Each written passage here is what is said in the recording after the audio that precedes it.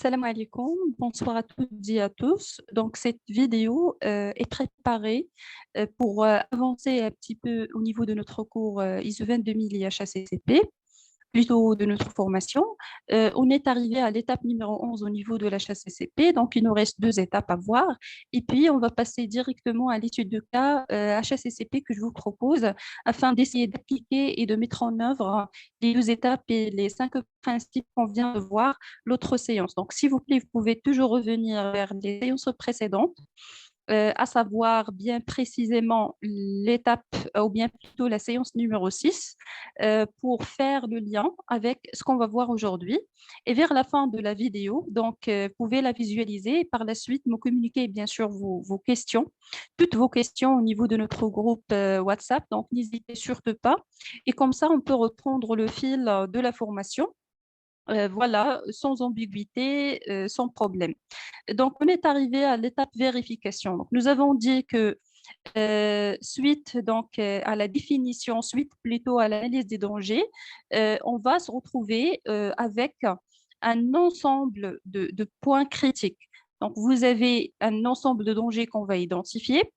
Après l'étude de ces dangers, donc ici je parle de l'étape analyse de risque, analyse de danger, on va se retrouver avec des dangers qui sont significatifs suite donc aux critères et à la méthode qu'on a utilisée, qui se base sur la probabilité et la gravité des conséquences. Et puis on calcule donc voilà l'indice de dangerosité. On va se retrouver avec des dangers qui sont acceptables. Donc là, déjà, les PRP, ça veut dire les programmes prérequis, ils vont faire l'affaire. Donc, c'est une simple ajustation en utilisant des programmes prérequis. Sinon, on va aussi se retrouver avec des dangers qui sont significatifs. Ça veut dire qu'ils dépassent les limites qu'on a définies pour la criticité. Du coup, il s'agit d'un danger qui est significatif, d'un danger qui est important et qui nécessite une intervention immédiate et bien sûr euh, la prise de certaines mesures. Donc, au niveau de ces dangers qui sont significatifs, alors là, je ne parle pas des dangers qui ne sont pas significatifs, je parle des dangers qui sont significatifs. On va se retrouver encore une fois avec deux choix. Que ce soit, il s'agit d'un PRP opérationnel, ça veut dire que c'est quelque chose qui ne fait pas partie du procédé ou bien des étapes de réalisation produit. Ça fait partie, par exemple, des conditions générales, ça fait partie de l'hygiène, ça fait partie, voilà, donc c'est quelque chose qu'on peut associer au PRP de base. Donc, c'est un PRP qui est associé à un danger spécifique. Alors là, je peux parler donc de PRPO, d'un programme prérequis opérationnel. Vous pouvez toujours revenir vers donc, les anciennes séances lorsqu'on a fait la différence entre un PRP et un PRPO, donc opérationnel. Sinon, on se retrouve également avec des étapes critiques de notre procédé. Ça veut dire que ce sont des étapes réelles de fabrication produit et des étapes qui sont plus ou moins sensibles et qui favorisent l'apparition de certains dangers, que ce soit physique, que ce soit biologique ou bien aussi chimique. Alors, c'est ce qu'on appelle les points critiques de contrôle. Critical Control Points, ça veut dire les points qui nécessitent un contrôle beaucoup plus avancé, beaucoup plus pertinent.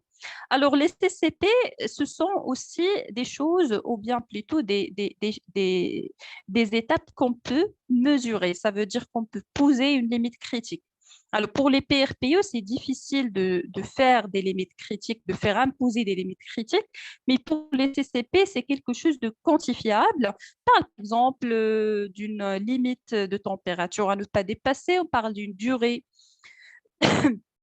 pour une opération à ne pas dépasser, et ainsi de suite. Donc là, on parle des CCP ou bien des points critiques de contrôle. On définit des limites critiques pour ces points à ne pas dépasser et on surveille ces limites critiques afin de détecter immédiatement une éventuelle déviation par rapport à cette limite critique. Ça peut être une valeur minimale ou bien une valeur maximale. Donc, avec la surveillance, dès qu'on constate et on détecte un non-respect de la limite critique, alors là, il faut faire des actions correctives. Il faut faire une correction d'abord de la situation présente. Ça veut dire qu'est-ce qu'on doit faire déjà au moment T, au moment zéro pour éliminer la non-conformité et pour empêcher aussi de contaminer ou bien de porter atteinte à la salubrité de d'autres aliments. Donc, au moment opportun, au moment T, et par la suite, quelles sont les actions correctives futures qui vont éliminer la cause de la non-conformité et bien évidemment qui vont aider à empêcher la non-conformité et la reproduction de la non-conformité dans le futur. Alors, c'est ça, donc, l'étape numéro 10. Maintenant, quelle est l'étape numéro 11 de l'HACCP? Il s'agit de la vérification. Il s'agit d'instaurer des procédures de vérification. Alors, la vérification, c'est le principe numéro 6 et c'est l'étape numéro 11. Il s'agit d'appliquer des procédures de vérification afin de confirmer que le système HACCP fonctionne correctement et efficacement. Alors là, la surveillance, lorsqu'on a parlé de la surveillance, il s'agit de la surveillance des limites critiques et des points critiques. Quand je parle de la vérification, c'est surtout une moyenne d'évaluation, de suivi de tout votre système HACCP. Donc, toutes les actions qu'on va mettre en œuvre, tout le système, quoi. Donc, toute la boucle HACCP, il nécessite une vérification. Il nécessite le fait de s'assurer que tout va bien, que toutes les étapes ont été bien faites, que les équipes sont bien compétentes, que le diagramme de fabrication a été bien élaboré, respecté, validé sur le champ. L'analyse de risque, elle est efficace, elle est pertinente, les limites critiques, ils sont bien contrôlés, bien suivis, les actions correctives bien mises en œuvre, bien respectées et efficaces. Donc, la vérification, il s'agit de vérifier tout votre système de management HACCP parce que nous avons dit que ce n'est plus un simple outil, mais c'est une boucle d'amélioration continue. Donc, on peut dire que c'est un système de management opérationnel ou bien qui traite le côté technique de la sécurité des denrées alimentaires dans la 22000.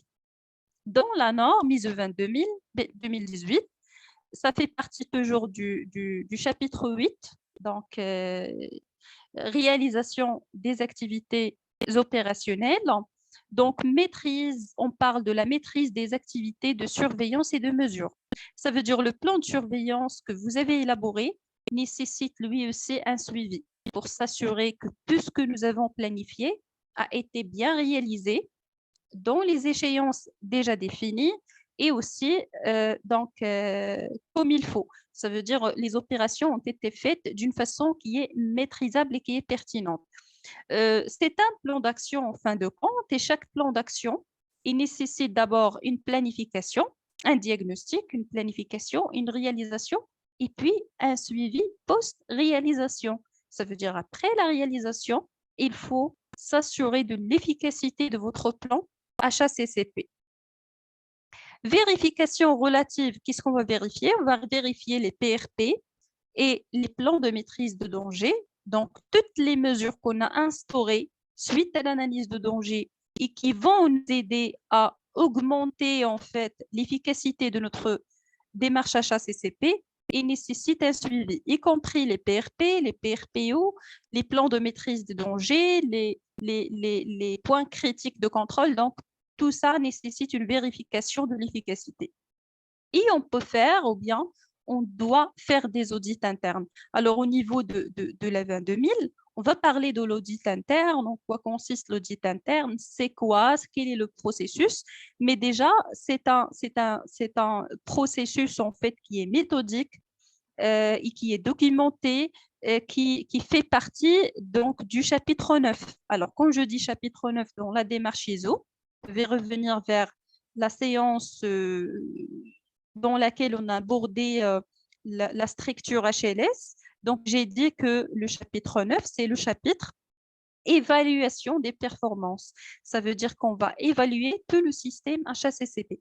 Donc, on va faire pas seulement le système HACCP, parce que si je parle de la norme, donc l'audit interne, ça concerne toute la norme ISO 22000, y compris la partie opérationnelle, représentée par l'HACCP dans le chapitre réalisation, mais aussi la partie management qu'on va voir, qui est le chapitre 4, 5 et 6 et 7. Donc, ce sont des chapitres qui contiennent d'autres exigences qu'on va voir, mais qui ne sont pas techniques, ce sont des exigences dans l'ordre de la gestion, de l'organisation. Comme on a déjà défini au début, la toute première séance, c'est quoi un système management selon l'ISO 22000.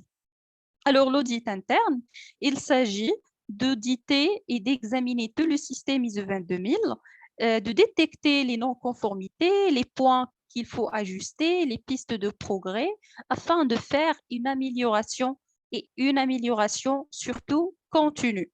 Donc, on va revenir vers ce point-là au niveau des séances à venir. Et puis, l'application de méthodes, procédures, tests et autres évaluations, en plus de la surveillance pour déterminer la conformité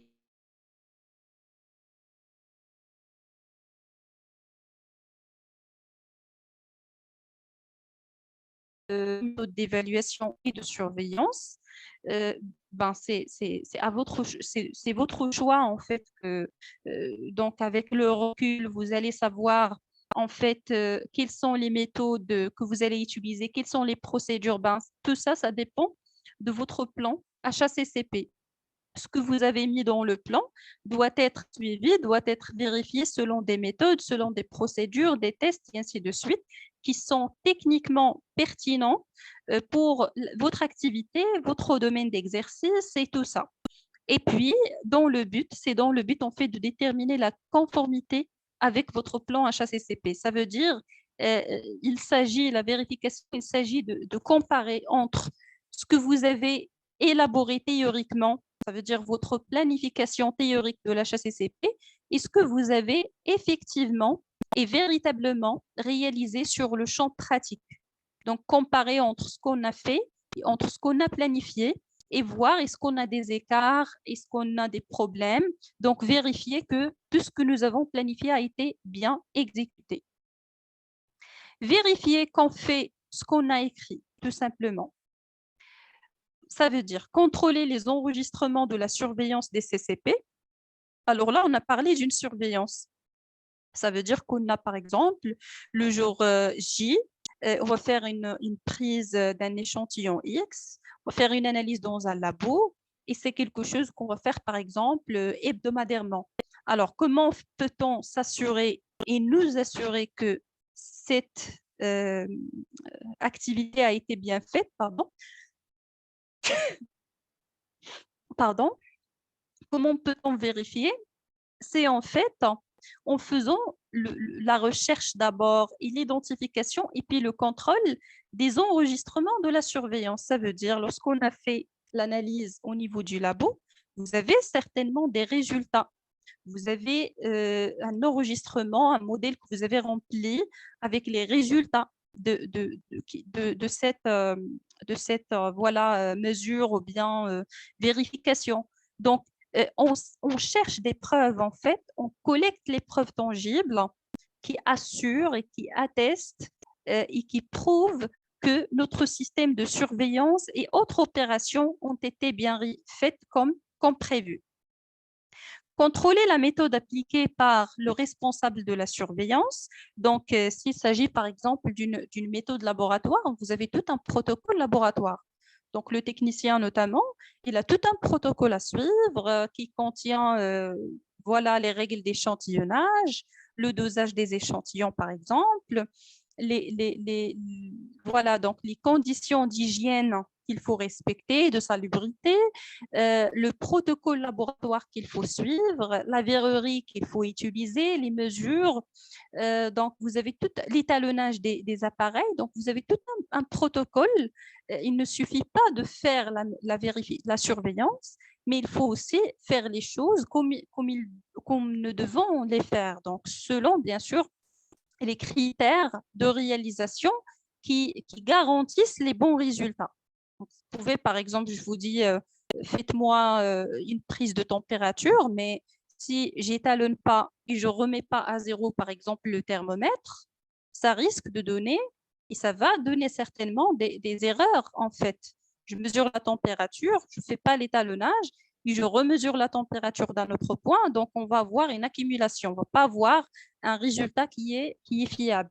Donc, il ne suffit pas de vérifier est-ce qu'on a tout fait, mais il faut vérifier d'abord est-ce qu'on a tout fait, mais est-ce que ce que nous avons fait a été fait comme il faut. Donc, poser la question est-ce que l'exécution a eu lieu? Et puis poser la question est-ce que l'exécution a eu lieu de façon pertinente qui respecte les protocoles et qui respecte les procédures? La question de comment. Contrôler les appareils de mesure de la surveillance, ben, c'est l'étalonnage, c'est voilà, donc le fait de maintenir les appareils, de s'assurer, donc le côté métrologie, quoi. Donc, s'assurer que tous les appareils qu'on a utilisés, parce que si l'appareil de contrôle est défectueux ou bien faute d'étalonnage, bien sûr que les résultats ne seront pas corrects. Vérifier, donc il faut vérifier qu'on a fait ce qu'on a écrit. Il faut aussi vérifier que ce que l'on fait est efficace. Ça, c'est la validation. Donc, parfois, on peut proposer des actions au niveau de la surveillance, au niveau des mesures, en fait, de maîtrise, mais on n'est pas sûr est-ce que ça va être efficace ou pas. D'accord? Par exemple, j'ai une chambre froide, je vais mettre par exemple un système d'alarme qui va m'informer lorsque la chambre froide tombe en panne en se basant sur une mesure de température interne de cette chambre froide. Donc, la température chute, par exemple, vous avez une température au-dessous de laquelle on peut dire que la chambre ne fonctionne pas correctement. Alors ça, c'est un système d'alarme. Mais lorsque je vais proposer, moi, cette mesure de maîtrise, je ne suis pas sûre est-ce qu'il va être. Bien sûr qu'il y a un certain pourcentage de certitude, mais je ne suis pas sûre à 100% est-ce que cette mesure de maîtrise est efficace. Alors, je vais l'installer d'abord. Je vais laisser couler un certain temps. Et après, je vais valider cette mesure de maîtrise. Je vais valider, ça veut dire que je vais voir quelle est son efficacité. Est-ce que le résultat attendu a été atteint grâce à cette mesure de maîtrise? Ça veut dire, à chaque fois que la chambre froide tombe en panne, par exemple, le système d'alarme fonctionne et j'arrive, moi, voilà, à intervenir au moment convenable pour ajuster la non-conformité. Si ça va, si la mesure de maîtrise me donne les résultats que je cherche, ben je la valide. Ça veut dire c'est bon, on la valide, c'est une mesure qui est efficace. Mais si on a mis une valeur de maîtrise, mais après un certain temps, on constate que ça n'a rien changé, donc le niveau de dangerosité ou bien de criticité de notre risque, il est toujours la même, qu'on peut même refaire donc l'analyse de risque après mise en place des mesures de maîtrise et comparer est-ce que ces mesures de maîtrise ont aidé à faire chuter l'importance de ce risque-là et de ce danger. Alors, si c'est bon, on valide. Si ce n'est pas bon, alors qu'est-ce qu'on va faire? Tout simplement, on va penser à une autre solution, que ce soit ajuster et améliorer cette mesure de maîtrise qu'on a mise, ou bien complètement proposer une autre méthode de maîtrise. Donc, la validation, elle est importante parce qu'il ne suffit pas de proposer des solutions, mais il faut s'assurer que ces solutions apportent bien les résultats qu'on cherche. Ça veut dire diminuer la chance de tomber dans une non-conformité qui peut voilà, donc, causer un cas de contamination ou bien d'atteinte à la salubrité de notre produit et bien évidemment à la sécurité sanitaire des aliments qu'on fait produire.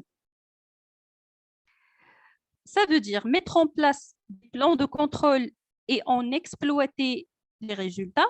Des plans de contrôle de quoi? Des plans de contrôle des mesures de maîtrise. Donc, j'ai mis un filtre. Par exemple, le danger, c'est le fait de retrouver des morceaux de produits indésirables ou bien voilà, donc des intrus dans notre produit. À la réception de la matière première, on va mettre un filtre, par exemple, pour faire filtrer ou bien pour faire le criblage, le tamisage, le dégrillage, peu importe selon la taille donc des produits non désirables ou bien des morceaux voilà, d'objets non désirables. Alors, en faisant cette filtration, euh, on va installer cette mesure qui est le filtre et on va aussi proposer une méthode pour contrôler ce filtre-là. D'accord? Pour s'assurer que cette mesure de maîtrise qu'on a mise, elle est toujours convenable, elle est toujours efficace. Donc, on la contrôle avant de la faire valider complètement. Même après validation, il y a des mesures de maîtrise pardon, qui nécessitent toujours un suivi. Par exemple, les filtres, ben, ça peut se détériorer avec le temps, on peut avoir des coupures, on peut avoir des problèmes de colmatage, on peut avoir des problèmes voilà, de dysfonctionnement. Alors, les plans de contrôle pour les mesures de maîtrise, ils sont très importants. Et bien évidemment, vers la fin, pour assurer une bonne vérification, il faut réviser le plan HACCP. Le plan HACCP, une fois fait, ce n'est pas quelque chose de constant. Donc, on peut toujours le réviser et l'actualiser et toujours faire la mise à jour. Parce que il y a des dangers, des nouveaux dangers qui vont apparaître, de nouveaux points critiques. On a un changement d'activité, donc il faut réviser le plan. Donc, toujours le plan HACCP, c'est quelque chose qu'on doit améliorer avec le temps. Et vers la fin, l'étape numéro 12, il s'agit de documenter votre système HACCP, constituer des dossiers et tenir des registres HACCP. Il faut tout documenter. Pourquoi? Pour maîtriser. Donc, documenter, ça veut dire maîtriser. Documenter, ça veut dire aussi, voilà, donc garder les preuves tangibles, avoir suffisamment de données et suffisamment de recul pour juger de l'efficacité de votre système HACCP. Et bien sûr, la documentation, c'est aussi pour tirer profit donc, des expériences qu'on a déjà eues avec certains types de dangers, l'historique de danger, et exploiter ces résultats dans le futur. Donc, c'est la maturité de votre système HACCP. Alors, c'est le principe 7 et c'est l'étape numéro 12.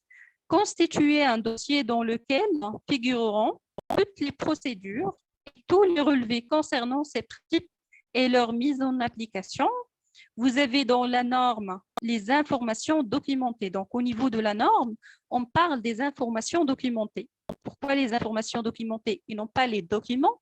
Parce que les informations documentées englobent les informations sous format papier, électronique, donc peu importe les fichiers Excel, les systèmes d'information. Donc, ce n'est pas juste des papiers, des registres. Ça figure en fait au niveau du chapitre 7. Le chapitre 7 dans la norme ISO 22000 et d'ailleurs dans toutes les autres normes ISO éventuellement. Le chapitre 7, c'est le chapitre support. Ça veut dire tous les éléments qui vont, et les activités bien évidemment, qui vont assister à la maîtrise de notre système de management. Ça veut dire voilà, donc les processus d'aide, les processus de maîtrise, les processus de fourniture de ressources. Donc, la documentation, c'est un moyen de support, c'est un moyen d'aide, c'est un moyen de maîtrise.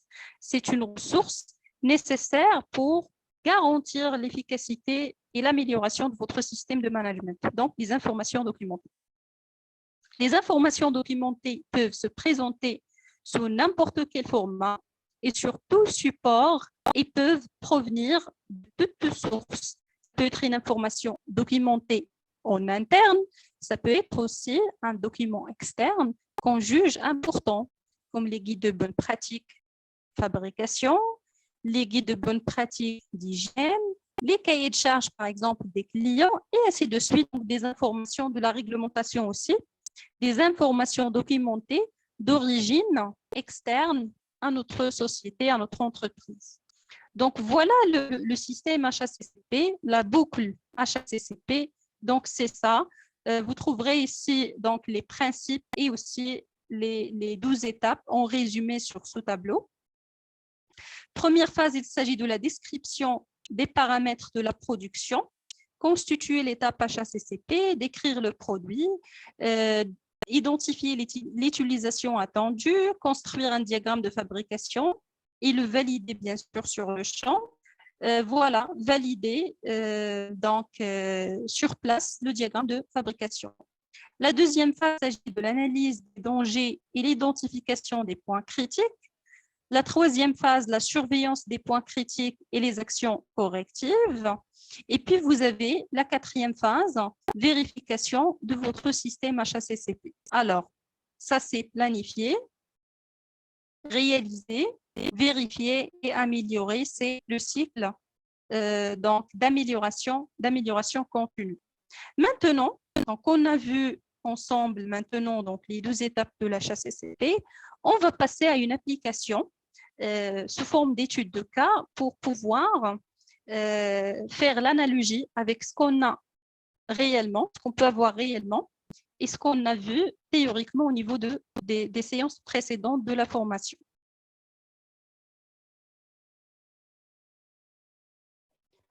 Alors, pour, s'il vous plaît, notre étude de cas HACCP, donc je vous ai choisi le cas, en fait, pardon.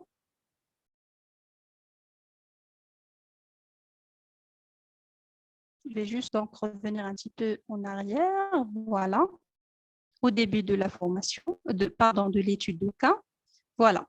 Donc, je vous ai choisi l'étude de cas HACCP pour une chocolaterie, donc pour une industrie de fabrication du chocolat.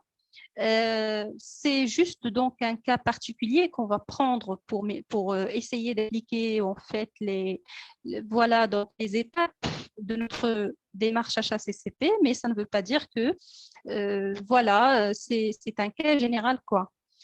Donc, vous pouvez toujours faire analogie avec votre domaine d'application, avec votre domaine d'exercice. C'est une illustration, mais vous pouvez donc juste, mon but, ce n'est pas en fait de comprendre comment ça fonctionne une chocolaterie ou bien quels sont les dangers d'une chocolaterie, mais surtout comment ça s'applique les 2 étapes de l'HACCP pour une industrie qui est réelle et qui est existante. Donc, vous pouvez comprendre le principe. Et si vous arrivez à maîtriser le principe de base, vous pouvez donc l'élargir et l'utiliser dans n'importe quel domaine. Alors, la première étape, bien évidemment, c'est la définition du champ de l'étude HACCP. Donc, d'abord, pour commencer, il faut savoir quel est le territoire, quel est le domaine d'application de votre étude HACCP. Est-ce que c'est pour toute l'entreprise ou bien un processus bien déterminé? Est-ce qu'on va travailler pour un seul produit, plusieurs produits? D'ailleurs, vous pouvez, si bien sûr l'entreprise est grande, donc il y a beaucoup de produits, beaucoup de sites de production, donc vous pouvez travailler petit à petit, travailler par exemple sur une partie de l'entreprise et par la suite, après la maîtrise, après voilà, la compréhension concrète ou bien la maîtrise concrète de vos dangers, vous pouvez élargir le système management vers les autres sites de production. Peu importe, il faut définir d'abord votre champ d'études HACCP. Alors, le champ de l'étude de votre système HACCP, pour cette étude de cas qu'on va prendre, il concerne l'activité de fabrication de barres de chocolat, donc des tablettes de chocolat, pour une usine en cours de conception.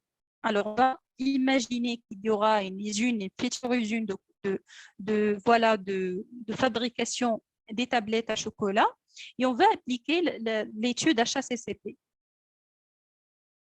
Il est à noter que l'usine fabrique plusieurs catégories de barres de chocolat. Ça veut dire qu'on aura donc c'est une usine qui va concevoir plusieurs types de produits quoi. Cependant, pour faciliter notre étude de cas, on va supposer, donc on va poser l'hypothèse que tous ces produits ou bien ces barres de chocolat passent par une même ligne de fabrication. Ça veut dire qu'il y a les mêmes étapes de fabrication. en utilisant les mêmes équipements. Donc, l'étude HACCP, elle va être faite en gros sur les étapes de fabrication des produits et sur les lignes de fabrication.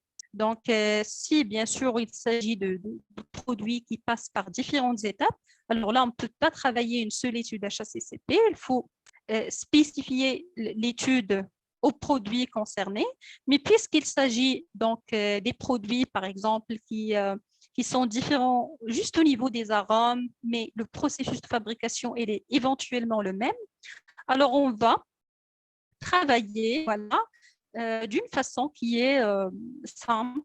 Donc, pour tout le lot de produits, il y aura une étude HACCP générale.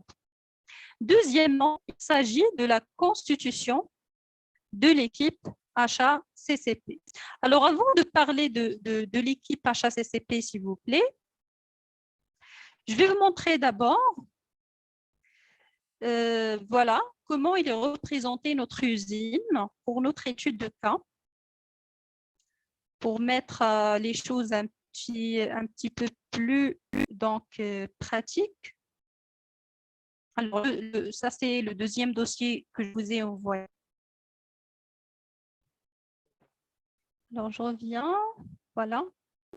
Donc, ça, c'est notre plan d'usine. Donc, pour nous, c'est ça l'entreprise ou bien c'est ça notre champ d'application de l'HACCP. C'est ça le périmètre d'application de notre étude HACCP. Donc, vous avez ici l'entrée de la matière première. Donc, la matière première rentre par ici. Donc, c'est le plan de masse de l'usine.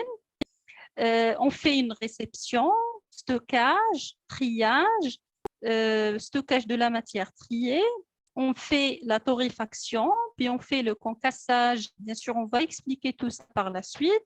Vous avez aussi l'entrée des ingrédients.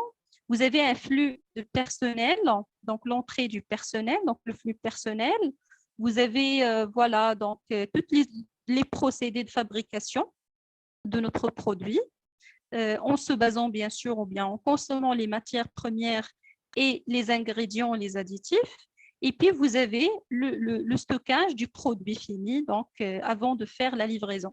Donc, c'est ça le plan de l'usine sur lequel on va nous faire baser, par exemple, pour élaborer le diagramme de fabrication ensemble et pour aussi, voilà, comme j'ai dit, l'objectif, ce n'est pas de comprendre les étapes de fabrication du chocolat, mais comprendre comment on va mettre en œuvre le système management HACCP. Mais quand même, pour arriver à comprendre par la suite l'analyse des dangers, le diagramme et tout ça, on va quand même faire un petit cours sur ça. Ça veut dire qu'on va quand même comprendre un petit peu, expliquer un petit peu les étapes de fabrication de produits. Juste dans la mesure, donc, juste les informations en fait qui vont nous aider à comprendre les autres étapes qui vont venir. Alors, on va garder ça de côté pour le moment et je reviens vers l'étude.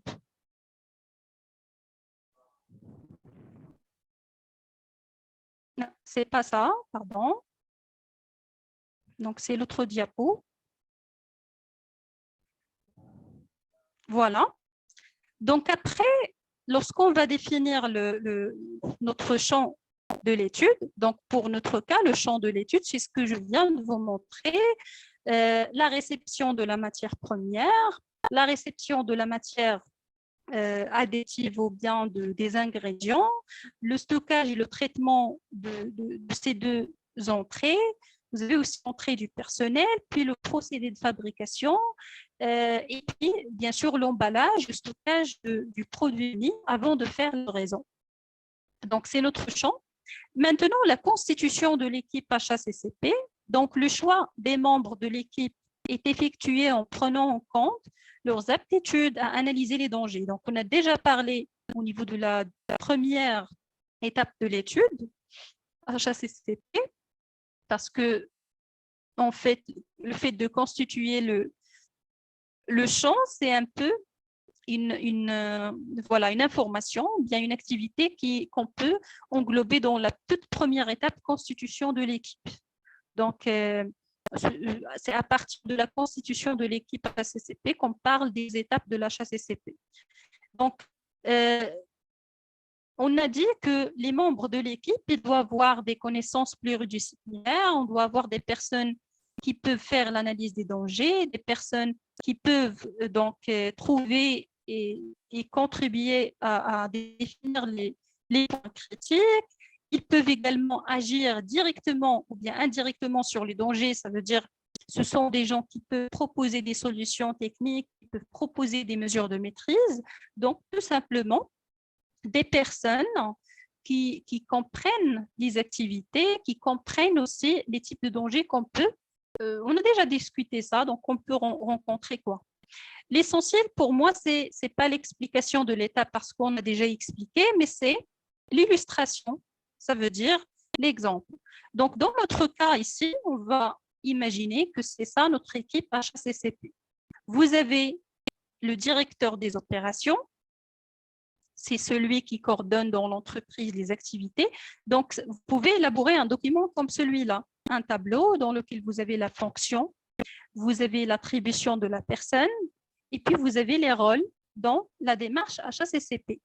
Ça, c'est son rôle général dans l'entreprise. Et ça, ce sont les nouvelles attributions dans l'équipe HACCP. Le directeur des opérations, c'est celui qui coordonne les activités de l'entreprise. Donc, pour nous, ça sera le chef de l'équipe. C'est lui qui va coordonner les actions planifiées. Donc, il va prendre le côté gestion, le côté organisation, le côté management. C'est lui qui va établir un engagement dans une sécurité sanitaire. Ça veut dire une politique sécurité sanitaire. Et puis, vous avez mettre à la disposition de l'équipe des moyens matériels et financiers. En gros, pour nous, le directeur des opérations dans ce cas, c'est le chef de l'équipe HACCP qui va organiser le travail et qui va contrôler le bon fonctionnement et la fourniture de toutes les ressources dont les autres membres de l'équipe vont avoir besoin pour travailler comme il faut et pour exercer donc leur rôle dans l'équipe de la HACCP. Nous avons nommé aussi le responsable contrôle qualité. Donc, le responsable contrôle qualité, c'est logique qu'il va intégrer l'équipe HACCP. Parce que quand je parle de la qualité d'un produit alimentaire, automatiquement, je parle de sa salubrité et je parle aussi donc de la santé des êtres humains. Parce que la qualité, dedans, il y a aussi donc le fait de respecter voilà, donc tout ce qui est exigences réglementaires, exigences sanitaires et ainsi de suite. Donc, le responsable contrôle qualité, c'est logique qu'il va être dans l'équipe. Son rôle dans l'entreprise en général, c'est l'établissement du manuel qualité.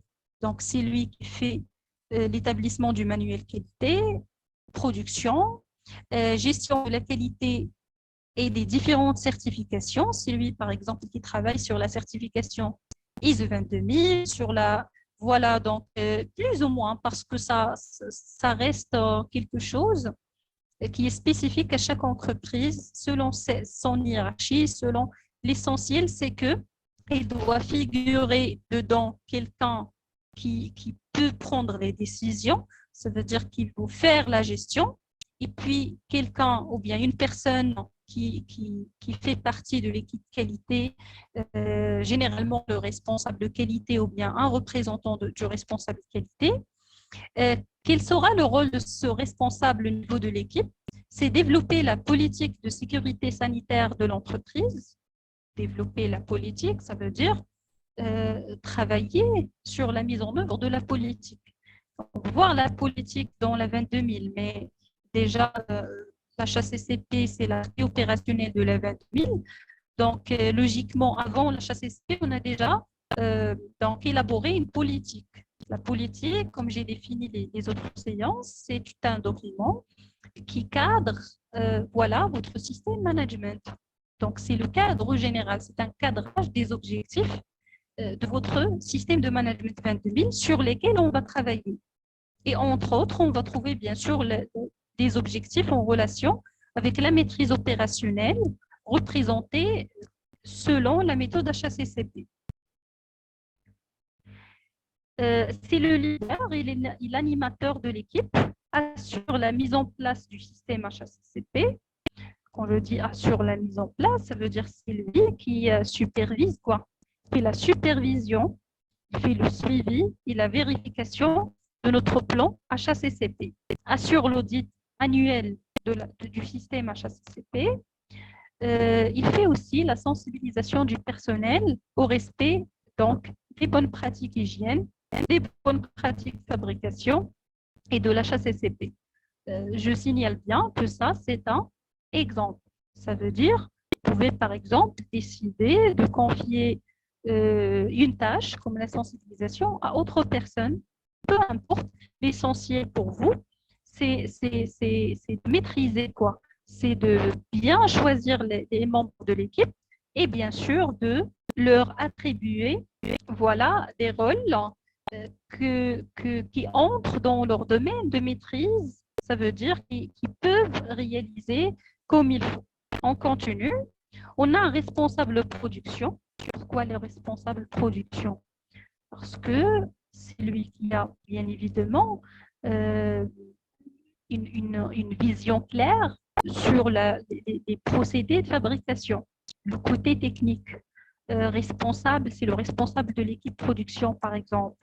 Il connaît quelles sont les étapes de fabrication du produit, quelles sont les techniques utilisées, les machines, et ainsi de suite.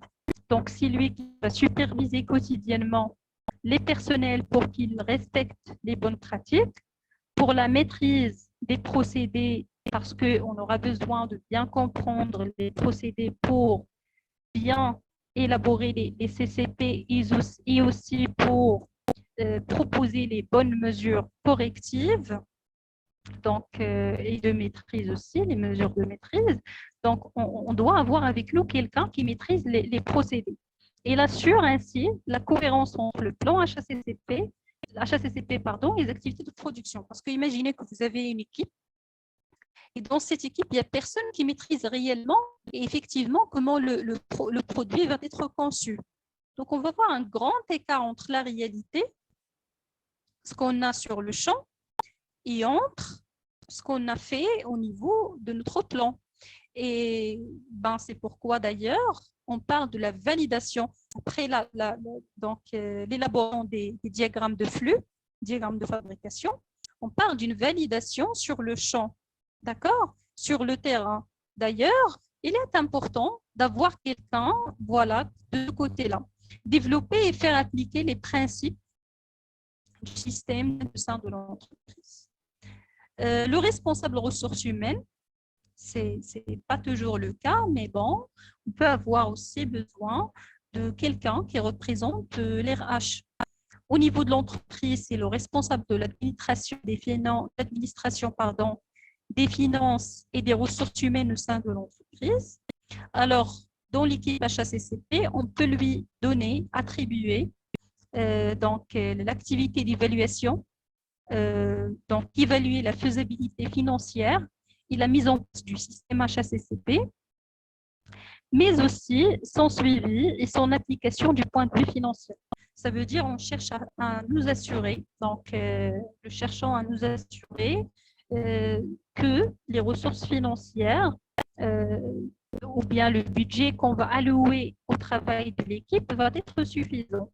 C'est une sorte d'éviter les risques de non-suffisance de ressources financières et ainsi de suite.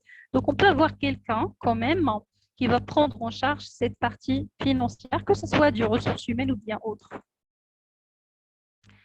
Le responsable nettoyage et désinfection, ça c'est logique parce que le nettoyage, la désinfection déjà, ça fait partie des bonnes pratiques d'hygiène.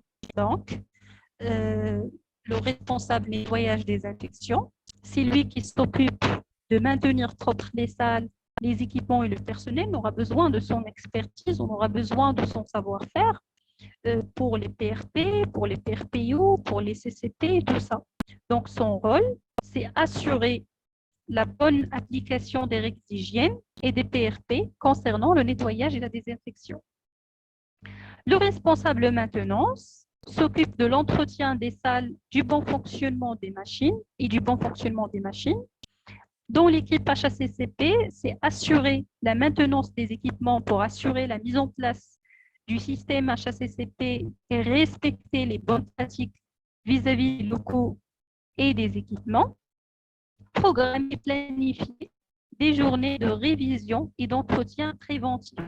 Donc, on ne peut pas parler, s'il vous plaît, de la maîtrise, voilà, de tout ce qui est salubrité, hygiène, bon fonctionnement, sans penser aux activités de maintenance. Les activités de maintenance, c'est un point fort pour comprendre. Donc, c'est le responsable maintenance qui comprend très bien les modes de défiance des machines, les modes de panne qu'on peut rencontrer. Alors, automatiquement, lui, il peut aussi nous aider à maîtriser les processus au cours de cette étape de maintenance. Donc, pour éviter le fait, par exemple, de contaminer les produits par des substances ou bien des huiles, ou bien, donc voilà, tout ce qu'on utilise pour faire la maintenance. Aussi, les activités de maintenance, ils nous aident à éviter certains dysfonctionnements de machines, de chambres froides, d'équipements, voilà, qui peuvent en fait causer la production de certains produits qui ne sont pas conformes.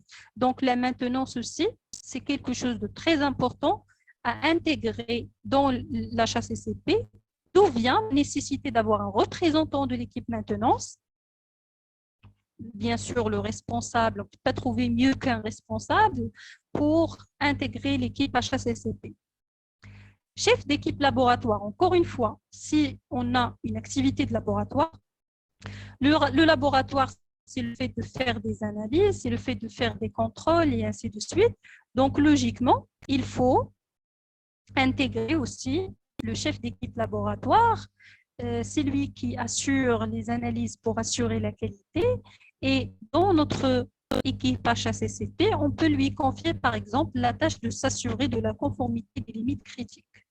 Donc, c'est lui qui fait l'analyse dans le labo, tout simplement. Et quand on parle d'une maîtrise, d'une bonne maîtrise, le produit, il peut aussi être contaminé ou bien il peut être, voilà, sa qualité peut diminuer et se détériorer au cours du transport, notamment la réception matière première ou bien livraison produit fini. Donc, on parle du responsable logistique. C'est celui qui gère l'approvisionnement en matières premières et ingrédients et la distribution de produits finis.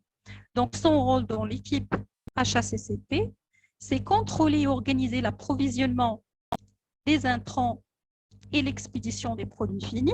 Donc, quand on parle des intrants, matières premières, matières auxiliaires, ingrédients et ainsi de suite. Donc, c'est de la matière première qu'il faut contrôler, il faut faire un contrôle qualité, s'assurer de la qualité de la matière avant de l'utiliser, valider la matière première avant de l'utiliser, mais aussi le côté, quoi. Donc, le côté sortie, donc les produits finis qui vont sortir de l'entreprise, également, ils vont faire un contrôle qualité. Du coup, la logistique, c'est une fonction qu'il faut intégrer dans la démarche HACCP. Communiquer interactivement avec les clients. Vous parlez des principes de la gestion SSDA, pas les principes de la HACCP, principes en général de la gestion d'un système de management de la sécurité des denrées alimentaires. Nous avons parlé de la communication interactive.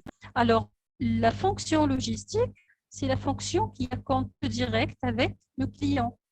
Donc, c'est eux qui gèrent la communication interactivement avec les clients. Du coup, on doit aussi l'intégrer.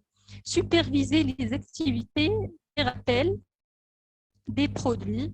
Donc, ce sont des tâches et des rôles que suggérés, bien évidemment, pour ce cas-là, qui est l'étude HACCP au sein d'une chocolaterie. Alors, respectons les 12 étapes de l'HACCP. La troisième étape, bien l'étape suivante, ça sera la description des produits et des ingrédients. Alors là, vous pouvez élaborer des fiches de description produits et de description ingrédients. Je vous ai déjà donc donné quelques exemples l'autre fois. Ici, on a utilisé un certain tableau, mais il est conseillé bien sûr de faire des fiches techniques. Ça, c'est juste pour résumer les choses. Un tableau qui explique quels sont les produits d'abord, quelles sont les utilisations dédiées des produits, quelles sont les cibles ou bien quels sont les consommateurs, l'emballage, quelle est la nature de l'emballage, quelle est la durée de vie du produit et stockage du produit. Donc, tout ça pour comprendre déjà à la base notre produit et donc les ingrédients de notre produit. Pour notre étude de cas, il s'agit des barres de chocolat. Donc, le premier produit, c'est les barres de chocolat distribuées en tablettes donc, de 75 kg. On parle aussi, ou bien on fabrique également des chocolats de couverture, donc des chocolats noirs d'une teneur en cacao au-delà de 63%, produits à partir de fèves de cacao fin. Alors, on a déjà une idée sur la matière première. Donc, on va utiliser des fèves de cacao fin de grade supérieur, de bonne qualité. Les chocolats noirs donc, se présentent sous deux types. Le chocolat noir pur, composé essentiellement de fèves de cacao, de beurre de cacao. Donc là aussi, on parle des ingrédients de notre produit, de sucre, de la lécithine, de soja et de chocolat noir. Donc le deuxième produit chocolat noir, additionné d'autres ingrédients, lui conférant donc différentes saveurs. Donc il s'agit tout simplement d'ajouter des arômes supplémentaires et des saveurs différentes pour pouvoir arriver à fabriquer des produits qui sont variés, voilà, du point de vue saveur, goût, arôme.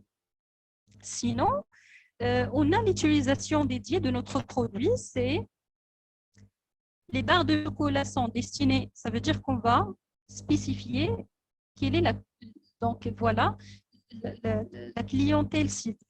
Ils sont destinés pour la consommation directe, tandis que les chocolats de couverture sont fabriqués à la demande des professionnels pour fabriquer d'autres produits, à savoir par exemple des glaces, de la viennoiserie et des biscuits. Donc nous avons une partie aussi qui va être utilisée comme matière première pour d'autres industries voilà, différentes de la nôtre. Les consommateurs, donc les consommateurs comprennent toutes les tranches d'âge qui ne sont pas allergiques aux ingrédients listés sur l'étiquette. Donc, ça, c'est très important. S'il y a donc un produit qui peut causer une allergie, s'il y a voilà, donc, des personnes ou bien des gammes de personnes qui ne sont pas tolérées de consommer le produit, il faut le spécifier non seulement juste sur l'emballage, mais sur les étiquettes de description produit. Les chocolats de couverture peuvent être utilisés par des chefs ou des particuliers pour la préparation ou bien pour des préparations au foyer. On va décrire aussi les emballages parce que n'oubliez pas, lorsqu'on a expliqué les étapes de l'HACCP, nous avons dit qu'il faut donc décrire le produit et décrire aussi la matière première, mais aussi les autres produits en contact avec le produit. Ça veut dire les autres, voilà, les emballages et toute autre chose qui peut entrer directement en contact avec notre produit en question. Alors là, je parle des emballages bien précisément parce que c'est un élément en fait qui peut être source de contamination ou bien source de nuisance. Alors, vous avez les emballages. Les barres de chocolat sont individuellement emballées en 75 grammes dans un emballage primaire en aluminium doré laminé avec du polyéthylène sur les deux faces et de grade alimentaire. Donc, il faut décrire spécifiquement les types d'emballage qu'on utilise. Vous pouvez même aller au-delà de ça, ça veut dire donner beaucoup plus de précision sur la société ou bien le fournisseur de ce type d'emballage, sa composition, vous pouvez faire ça. La barre de chocolat est ensuite placée dans un étui en carton contenant l'étiquette du produit Les étuis sont groupés dans une boîte en carton qui sert de présentoir sur les étagères des supermarchés. Alors, comme j'ai dit, le but, ce n'est pas de lister comme ça les choses particulières à cette étude de cas, mais de vous donner en fait l'idée qu'au niveau de votre description produit, il faut décrire les choses très bien concrètement. On commence par l'emballage direct, puis l'emballage final, les lots de produits et ainsi de suite. Les chocolats de couverture sont par ailleurs emballés dans un sac en polyéthylène transparent de grade alimentaire. Ils sont ensuite placés dans une boîte de carton. Puis, toujours dans cette étape de description produit et de leur utilisation dédiée, on va mentionner la durée de vie de notre produit et la durée de stockage. La durée de vie, par exemple, des blocs de chocolat est de 18 mois si les conditions de stockage sont respectées. Donc, si le client n'a pas respecté les bonnes conditions de stockage, bien évidemment, il faut les donner, il faut les mentionner. Donc, ce n'est pas la faute de l'entreprise. Donc, voilà, puisque l'entreprise vous donne l'information, si vous ne respectez pas l'information, ben, ce n'est pas la faute de l'entreprise. Mais il faut fournir cette information, bien évidemment. En général, ils peuvent aller jusqu'à 24 mois. Cependant, l'utilisation d'autres ingrédients influe sur la durée de vie du produit qui est supérieure à 18 mois. Le produit doit être stocké à température ambiante de 16 jusqu'à 18 degrés C. Donc voilà, on vous donne des informations sur le stockage sans être exposé à la lumière et à l'humidité. Comme ça, donc, on peut conserver le produit pendant 18 mois, voilà, sans avoir la détérioration de sa qualité. Spécification technique du produit final. Donc là, on a parlé un petit peu en général, quels sont nos produits, et ainsi de suite, les emballages. On peut donner, ou bien on doit donner dans une fiche, dans une étiquette, des spécifications techniques sur notre produit final. Donc là, notamment, vous avez les spécifications techniques du produit final.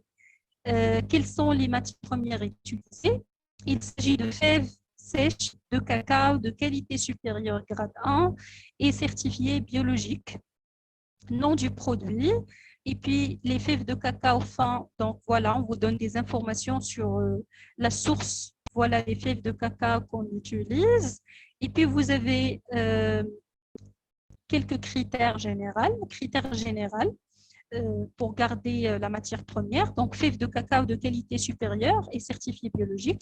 Ça veut dire, par exemple, à chaque réception, on s'assure que le produit est certifié biologique. Donc, on a un certificat, ou bien le fournisseur est certifié bio. Donc, on a des preuves, en fait, de qualité de notre matière première. Fermentation 6 jusqu'à 7 jours avec donc débrassage tous les 2 jours de fermentation et des documents à l'appui. Voilà. Séchage au soleil pendant 5 jusqu'à 10 jours. L'objectif, c'est quoi? L'objectif ou bien l'idée qu'il faut tirer de ce cas-là, c'est que la matière première que vous allez réceptionner, on a déjà discuté ça, donc il faut définir quelles sont les bonnes conditions de qualité de cette matière. Comment peut-on juger est-ce que cette matière première est de qualité? Est-ce que cet ingrédient est de qualité? Quels sont les critères? Mais aussi, après réception, après validation de la qualité, comment nous, en interne, on doit garantir que sa qualité ne sera pas altérée chez nous. Donc, la matière première, elle est arrivée en bonne qualité, mais nous, quelles sont les conditions de stockage? Quelles sont voilà, quelle est la température ambiante? Quelle est la durée de stockage? L'humidité, ainsi de suite, qu'il faut respecter afin de toujours garder ce produit-là en qualité chez nous. D'accord? Avant de le faire exploiter dans les processus ou bien les procédés de fabrication. Pour le produit final, donc vous avez ici un ensemble voilà, de spécifications techniques. Méthode d'échantillonnage d'abord, ça c'est pour toujours la matière première. Méthode d'échantillonnage, 300 fèves au hasard on va prendre 300 fèves au hasard par tonne ou 300 fèves prélevées sur les 30% des sacs d'un même lot. Les numéros de lot doivent être spécifiés sur chaque sac parce qu'on ne va pas contrôler toute la matière première. Ça va être difficile. Donc, on va choisir une méthode d'échantillonnage validée qui s'appuie sur que ce soit des guides de bonne pratique, une réglementation, un code interne spécifique à notre domaine d'exercice. L'essentiel, c'est que l'échantillonnage doit être choisi d'une façon voilà, fiable. On ne fait pas n'importe quoi, mais il faut valider les méthodes d'échantillonnage. Et voilà, chaque entreprise, elle a déjà des experts dans les différents domaines ou bien des responsables qui peuvent donc faire l'échantillonnage. L'essentiel, ici, on prend l'échantillon et puis quelles sont les analyses qu'on doit faire. Donc, pour dire que les fèves de cacao réceptionnées, alors quand je parle de fèves de cacao, c'est ça sur la photo. Donc, les fèves de cacao réceptionnées, donc, les fèves elles doivent être donc collées en double. Les fèves plates, pardon, ça ce sont les types en fait, c'est la composition de l'échantillon. Ça veut dire au niveau de notre échantillon, au niveau de voilà donc de la matière première, quels sont les critères de qualité? C'est que le nombre de fèves par 100 kg il doit être inférieur à 110 fèves. Fèves collées donc ça au double, c'est une autre voilà un autre pourcentage à calculer doit être inférieur à 3%. Fèves plates, fèves donc germées, parce que endommagées, cassées, parce qu'en fait la teneur de ces ingrédients dans la matière première, ça peut être des impuretés, ça peut être par exemple des corps étrangers, particules étrangères et ainsi de suite. Ça reflète la qualité de votre matière première. Dire que si par exemple la teneur en fèves germées, nitiées, endommagées, cassées est supérieure à 3%, ce n'est pas une matière de bonne qualité. Il y a beaucoup par exemple de corps étrangers, il y a beaucoup de matières déjà donc, endommagées, ben, ce n'est pas de la bonne qualité. Donc on a des critères, chaque industrie a ses propres critères. Test à la coupe effectué sur 100 fièvres de l'échantillon. Donc voilà, on va faire des tests à la coupe voilà, pour savoir est-ce que notre matière première est de qualité avant de faire la validation. Et puis vous avez le taux d'humidité, donc on va mesurer le taux d'humidité. Il doit être toujours voilà, entre 7,1 et 7,8% de l'humidité parce que on dit en fait dans le domaine du chocolat que l'humidité, c'est l'ennemi du chocolat parce que il fait gâcher la faveur, il fait gâcher donc la qualité de notre produit, d'où vient la nécessité de contrôler en fait cette humidité. Alors, c'est ça notre exemple en fait concernant cette étape.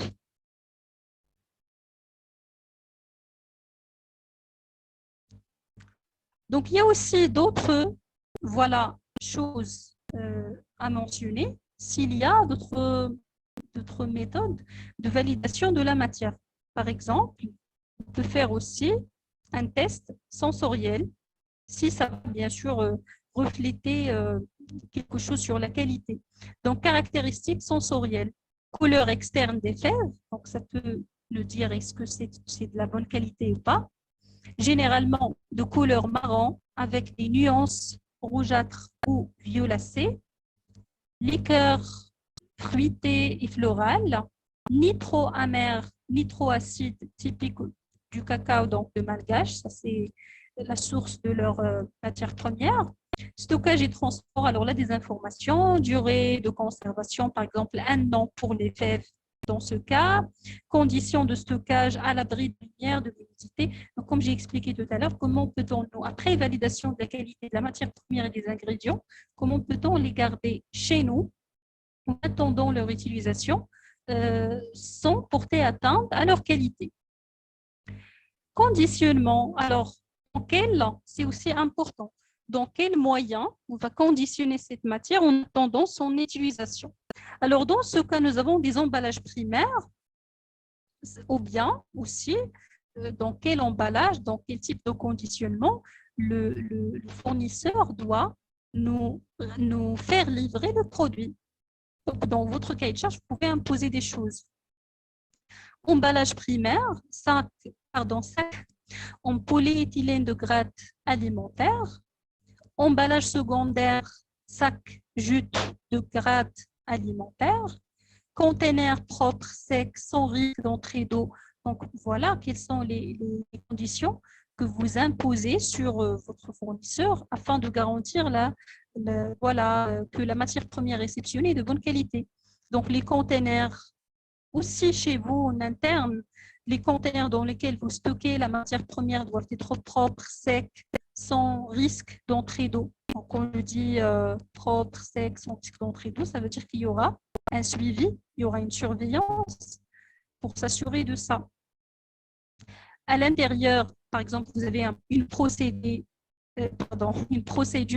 à suivre pour s'assurer de la propreté à chaque fois avant la réception de la matière avant son stockage. L'intérieur des containers doit être muni de papier craft et le produit doit être disposé sur des palettes. La surface des sacs doit être recouverte de papier craft pour l'absorption d'une éventuelle condensation, pour éviter l'humidité, pour éviter le fait que le trop de produit soit affecté par des mauvaises conditions d'humidité. Et comme ça, on va garantir que notre matière première est toujours dans les meilleures conditions, stockée comme il faut, en attendant son utilisation.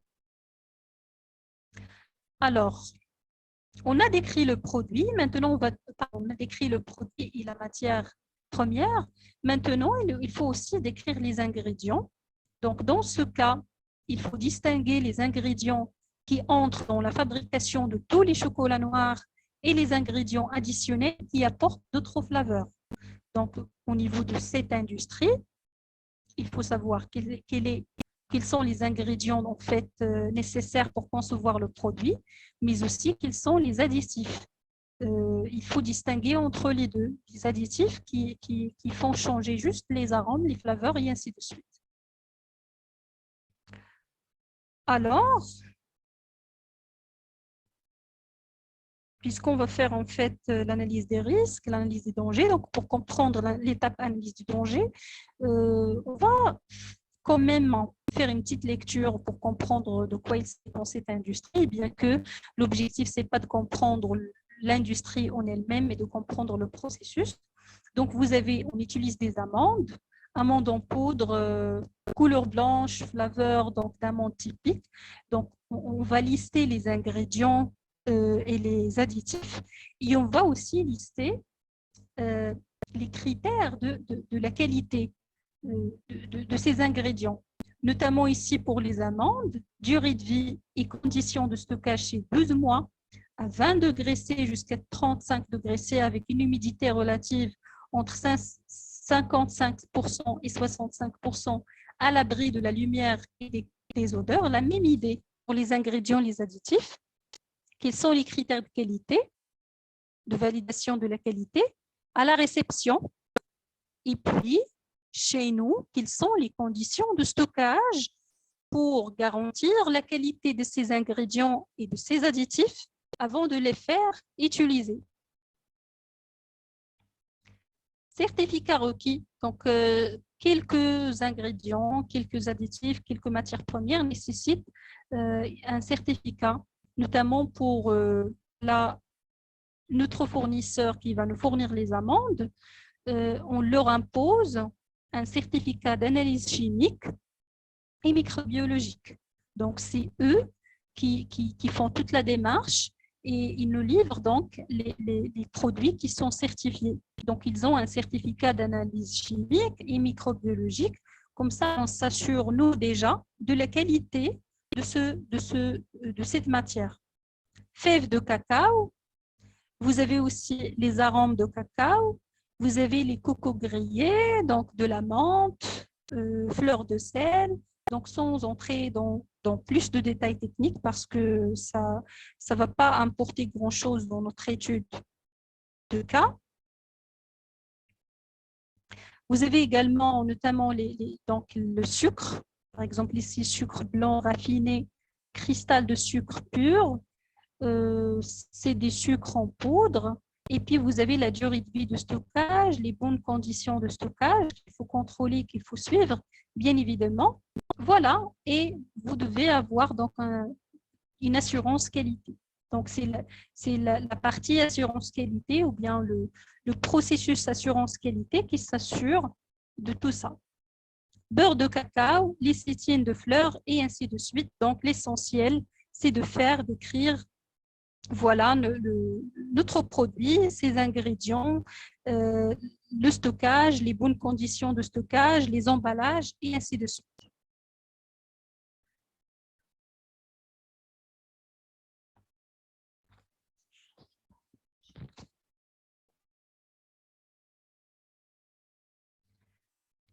La quatrième étape de notre étude HACCP, c'est bien évidemment l'élaboration du diagramme de fabrication. Alors, un petit rappel sur le diagramme de fabrication. Le diagramme de fabrication, c'est le diagramme de flux, donc, qui va représenter les différentes étapes de réalisation du produit dès la réception de la matière première en arrivant jusqu'à la livraison de notre produit. Alors, le diagramme de fabrication suivant a été réalisé selon l'exigence de la société et des industries chocolatières. Donc, on va essayer voilà, de faire une illustration sous forme de diagramme qui va nous permettre par la suite de faire l'analyse des risques. Les différentes catégories de barres de chocolat sont fabriquées de la même manière, mais ce sont leurs teneurs en matière première et les ingrédients utilisés qui sont différents. Du coup, pour nous, ce sera un seul diagramme de fabrication.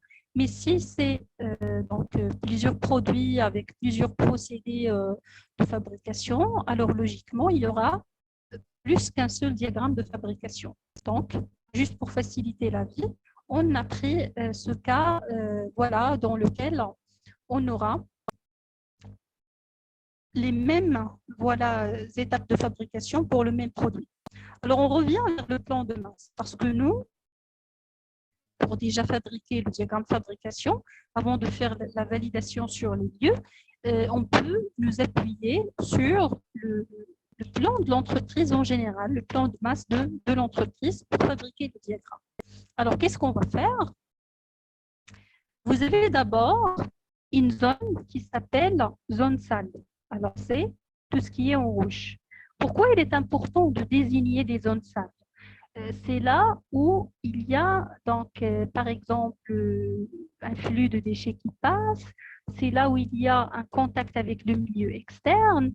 C'est là où il y a donc des refus de criblage, des refus de grillage et ainsi de suite. Ce qui va en fait avoir un impact sur le produit. Ça peut avoir une contamination sur le produit. Alors, les zones sales, dans ce cas-là, ce sont les zones dédiées au traitement et au stockage de la matière première, mais aussi les zones donc, personnelles. Ici, c'est l'entrée personnelle, donc ce qui est voilà, donc, en violet, c'est le flux personnel. Et ce qui est en marron, c'est le flux de matière première. Alors, on voit ici que dès que le personnel arrive, ce sont les vestiaires, par exemple. Voilà, les vestiaires. Donc, on voit que c'est une zone sale. Alors, entre cette zone sale et entre la deuxième zone, malgré qu'il y aura toujours un flux de personnel, il y a bien sûr une étape d'hygiène qui se fait. On se lave les mains, on change les vêtements pour porter donc, les vêtements qui sont, voilà, donc les vêtements qui sont dédiés au travail selon une procédure vestimentaire qu'on a déjà dans l'entreprise et ainsi de suite. L'essentiel, c'est qu'on va désigner les zones sales au niveau de l'entreprise. Alors, vous avez des zones sales. Tout ce qui est, bien sûr, voilà, en pointillé, ce sont donc les vestiaires, tout simplement. Alors là, s'il vous plaît, au niveau de notre diagramme de fabrication, on va aussi respecter cette logique. On a des zones sales, on a des zones propres. Donc ici, en bleu, ce sont les zones propres. Ça veut dire il n'y a pas de déchets, il n'y a pas de contact avec le milieu extérieur, il y a des infections, il y a donc des zones qui sont propres. Et vous avez aussi un flux de matières premières en marron. En vert, c'est un flux d'ingrédients. Donc ici, c'est l'entrée de la matière première. Ici, c'est l'entrée des ingrédients. Et puis, vous avez le flux de personnel au niveau de l'entreprise. C'est la marche en avant, tout simplement. C'est le fait de faire concevoir les locaux de l'entreprise d'une façon qui respecte la marche en avant. On ne trouve pas des zones sales, par exemple, le milieu de l'entreprise ou bien en contact avec le produit. Donc, vous voyez que le produit sort vraiment d'une zone qui est propre en évitant donc les zones sales. Alors, au niveau du diagramme de fabrication, on peut aussi faire allusion à ça. Je vous donne l'exemple. Entrée matière première. Après l'entrée de la matière première, on a la réception du cacao, puis le stockage du cacao, les fèves de cacao. Puis vous avez un triage pour enlever donc pour enlever les corps étrangers, les intrus,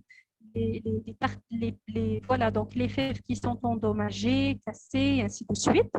Puis vous avez la torréfaction des fèves de cacao et vous avez le concassage et le décortiçage.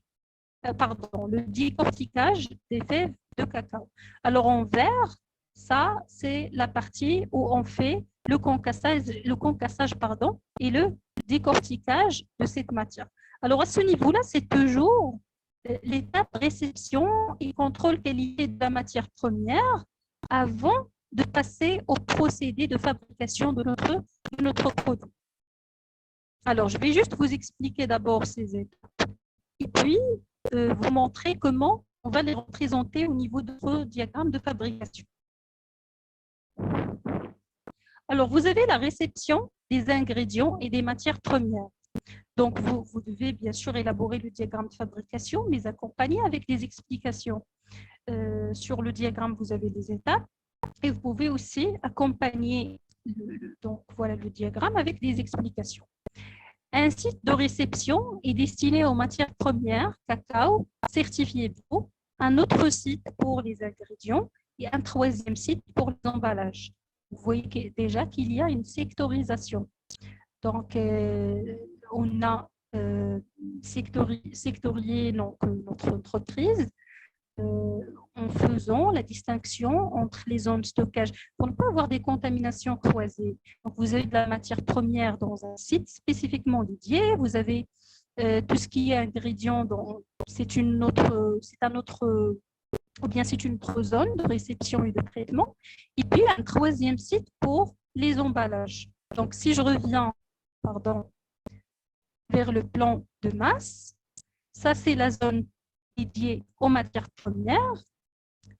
Et puis, vous avez ici l'entrée des ingrédients. L'entrée du personnel aussi, il est bien défini. Et je cherche l'entrée des emballages. Ce n'est pas donc mentionné au niveau du plan de masse. Alors, d'où vient l'importance de faire la validation sur le site, c'est-à-dire sur le terrain.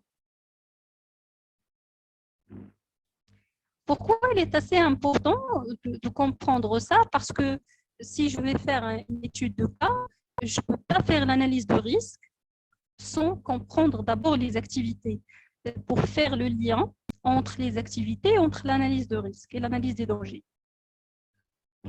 Pardon. À la réception, une constatation générale de la salubrité externe du conteneur de transport et des emballages externes est effectuée. Donc, au niveau de la réception, on fait déjà un contrôle de la salubrité des conteneurs. C'est-à-dire, quand j'ai mentionné tout à l'heure, est-ce qu'ils sont propres, du papier craft, des palettes en bois pour absorber l'humidité et ainsi de suite, un certain degré d'hygiène. Donc, en contrôlant les conteneurs de transport et aussi des emballages externes, on s'assure que les produits, ou bien, pardon, les matières premières et les emballages ont été transportés dans des conditions qui respectent nos propres exigences qu'on a mis dans les cahiers de charges communiqués avec les fournisseurs. Ensuite, se fait le contrôle de la qualité et de la quantité des matières premières et des ingrédients suivant un cahier de charge. Le contrôle est effectué visuellement et par mesure pour certains paramètres par le responsable de la réception en présence des fournisseurs. Donc, on va expliquer d'où vient, comme j'ai dit, la nécessité d'accompagner le diagramme avec une explication concrète pour comprendre toutes les activités qui se font. Parce qu'on ne sait jamais quelle est l'activité ou bien quel est le point qui va être critique par la suite. Donc, je dois comprendre d'abord qu'est-ce qui se passe en réalité et par la suite, je peux chercher ou bien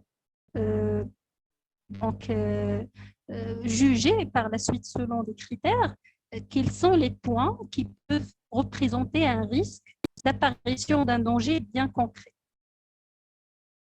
À la fin de la réception, les lots peuvent être d'une part acceptés, ils vont vers la salle de stockage, donc de la matière première validée, parce qu'ils représentent donc un certain niveau de qualité qui respecte nos propres exigences qualité, ou bien refusés et déclassés.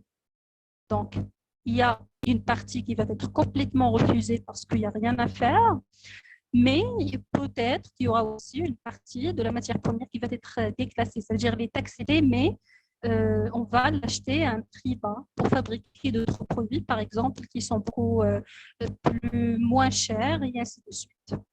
Et seront stockés dans un endroit isolé. Donc voilà, par exemple, le stockage des ingrédients. Donc, vous avez l'étape réception et puis vous avez l'étape stockage des ingrédients dans un entrepôt.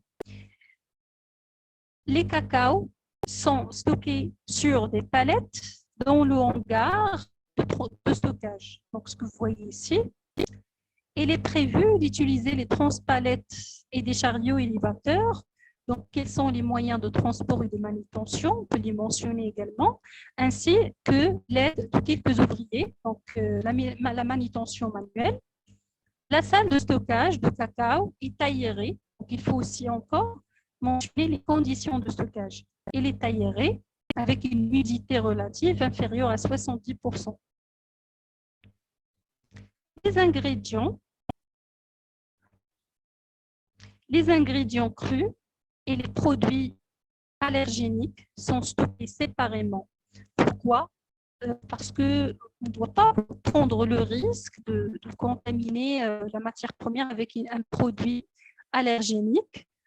Mentionné sur l'emballage que ce produit ne comporte pas des produits allergéniques, mais du coup, il y a une contamination avec des produits allergéniques qui peuvent causer des problèmes au niveau de la santé des personnes, normalement, qui ne doivent pas consommer cette matière. Donc, on doit bien sûr les stocker séparément, soit à 4 degrés C ou à 10 degrés C selon, bien sûr, la matière, avec une humidité relative inférieure à 65% à l'abri de la lumière et de la pollution. L'essentiel, c'est de faire mentionner les conditions de stockage, et les conditions de stockage se diffèrent d'un produit à un autre. Vous pouvez toujours consulter les guides de votre métier.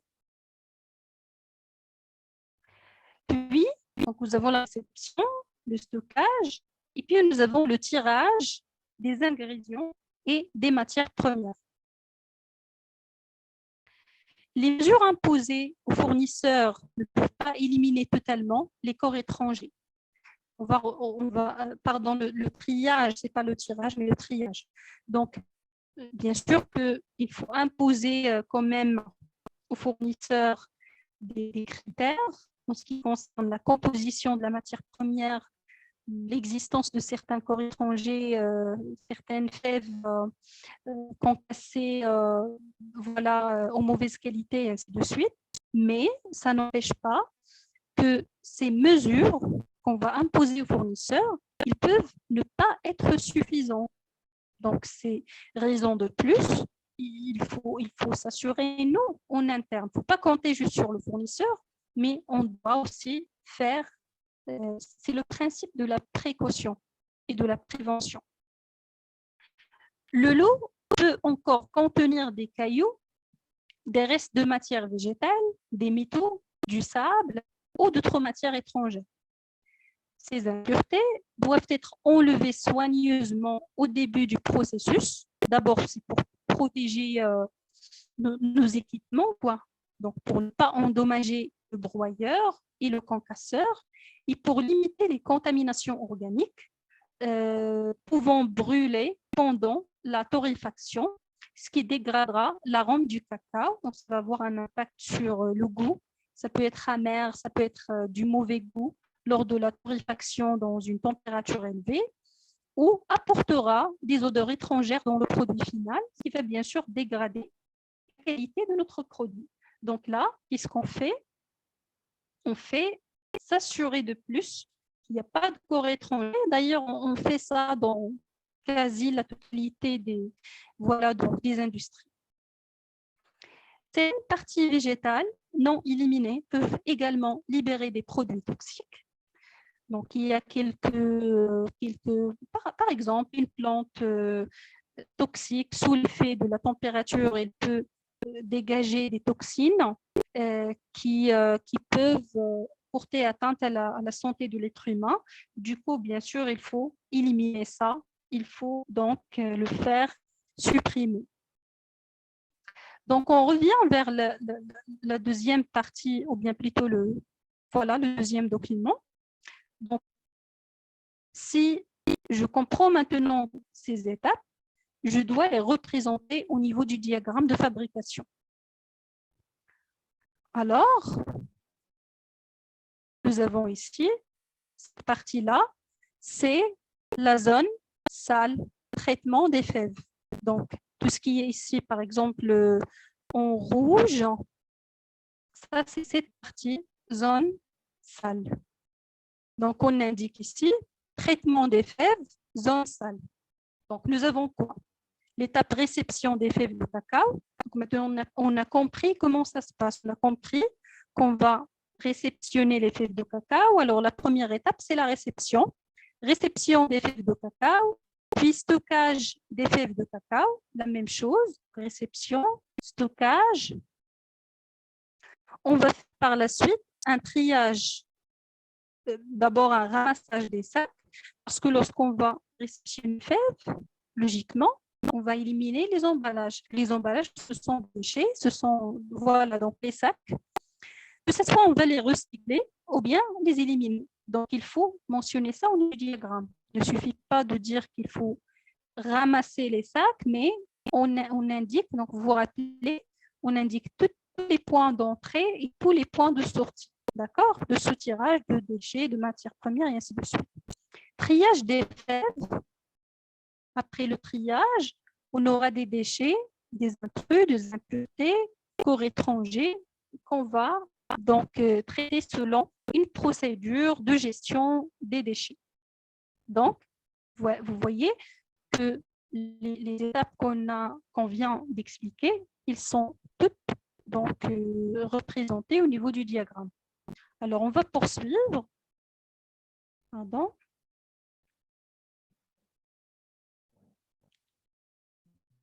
Alors, après le triage, on va faire la torréfaction. Alors, la torréfaction, ça, c'est toujours dans la zone salle. Voilà. Il faut d'abord comprendre en quoi consiste cette étape.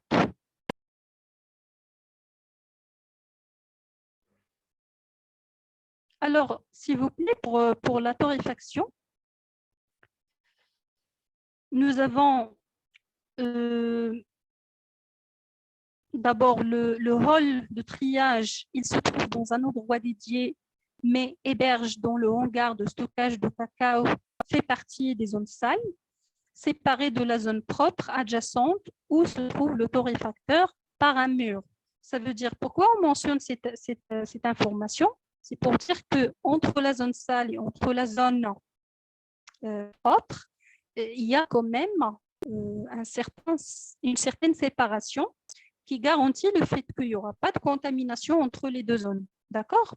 Et puis, vous avez, le triage est effectué manuellement. Pourquoi est important de mentionner ça? Parce que quand je dis manuellement, ça veut dire qu'il y a des êtres humains, ça veut dire qu'il y a toujours, en fait, la chance ou bien le risque de contaminer le produit.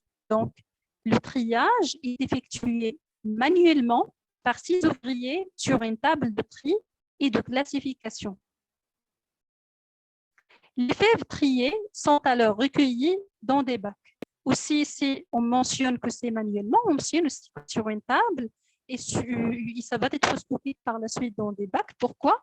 Parce que ces équipements, la table, les bacs, ils vont nécessiter un certain nettoyage spécifique. Donc, il faut avoir une procédure ou bien un programme de nettoyage. Donc, voilà, pour l'hygiène personnelle aussi, on doit mentionner, on doit avoir une procédure. Donc, toute information mentionnée en accompagnement de votre diagramme ou bien dans le diagramme, ça peut vous faire ouvrir des pistes de progrès, des pistes sur lesquelles vous pouvez travailler dans la démarche HACCP par la suite. Alors, la torréfaction, s'il vous plaît, c'est une étape qui est critique dans la fabrication du chocolat. C'est une étape en fait, qui joue un rôle qui est très important lorsqu'on parle de la qualité du chocolat. D'abord, c'est une étape qui permet de libérer les arômes caractéristiques du chocolat en transformant donc, les molécules chimiques et ainsi de suite pour donner un bon goût au chocolat. La torréfaction, c'est le fait de faire griller tout simplement les fèves de cacao. Et la torréfaction aussi, c'est une étape, et c'est d'ailleurs la seule étape qui peut diminuer de façon qui est conséquente la charge microbienne dans le cacao. Donc, s'il y a des microbes, le chauffage, le grillage, une grande quantité de la contamination bactérienne va être détruite sous l'effet de la température. En effet, donc ça c'est pour le goût, pour améliorer le goût, mais c'est aussi pour faire éliminer la charge microbienne. Et en effet, il participe à l'élimination des microbes pathogènes les plus dangereux, à l'instar de la salmonelle, parce que les fèves de cacao, ils peuvent contenir de la salmonelle qui peut contaminer donc la santé de l'être humain. Alors, c'est une étape qui est importante. Alors déjà, on sent quelque chose là-dessus. Donc, juste en se basant sur ces descriptions, je peux dire que c'est une étape qui peut représenter par la suite un CCP, ça veut dire un point critique. C'est une seule étape, c'est la seule étape qui garantit l'élimination des salmonelles et de microbes, de vecteurs pathogènes. Ça veut dire que si cette étape ne se fait pas correctement, on risque d'avoir une contamination. Il n'y a pas autre processus par la suite qui peut éliminer les microbes et les salmonelles. Ça veut dire que c'est la seule étape. Il n'y a pas d'autres étapes de chauffage ou bien d'autres étapes qui peuvent garantir la correction de toute dysfonction de l'extraction. Du coup, on sent un petit peu que peut-être ça peut représenter par la suite un CCP. La torréfaction consiste à soumettre les fèves de cacao à une température élevée pendant une durée déterminée. Encore une fois, ça sent le CCP, quoi. Parce qu'on peut dire que la température élevée, ça veut dire qu'il y aura une limite de température, il y aura aussi une limite de durée. Ce sont des limites critiques. On laisse ça de côté, on va revenir par la suite dans les étapes suivantes. C'est une étape importante pour éliminer les micro-organismes pathogènes avec une température minimale de 110 degrés C pour 24 minutes qui doit être respectée. Alors, vous voyez qu'il y a quand même des limites critiques là-dessus qui sont imposées. La torréfaction permet de réduire l'humidité. Encore une fois, donc on a parlé tout à l'heure que la matière première doit respecter une certaine teneur d'humidité. Voilà, donc la torréfaction, il va réduire l'humidité de 7-8% jusqu'à 2-3%, ce qui contribue à la facilitation de l'opération de broyage. L'eau est aussi un ennemi du chocolat car il réduit sa qualité et sa valeur nutritive. Donc, la torréfaction, vous voyez que c'est une étape quand même primordiale et importante. Les fèves sont transportées dans des bacs vers le torréfacteur. Il ne faut pas oublier, s'il vous plaît, de signaler voilà, donc les étapes de transition. C'est-à-dire entre une grande étape de fabrication et une autre. Il faut mentionner comment le transport s'effectue, quels sont les moyens, parce que là aussi, donc dans ces étapes intermédiaires, on peut toujours se retrouver avec des risques. Donc, les fèves sont transportées dans des bacs vers le torréfacteur. La fève torréfiée passe vers la salle de concassage par le biais d'une conduite pour éviter toute contamination par l'ambiance. Alors, nous avons ici une information qui est très importante, c'est-à-dire qu'il n'y aura pas un contact avec l'être humain, c'est une conduite, une chaîne transporteuse qui assure le transport de la matière torréfiée vers l'étape suivante qui est le concassage et le décortiquage.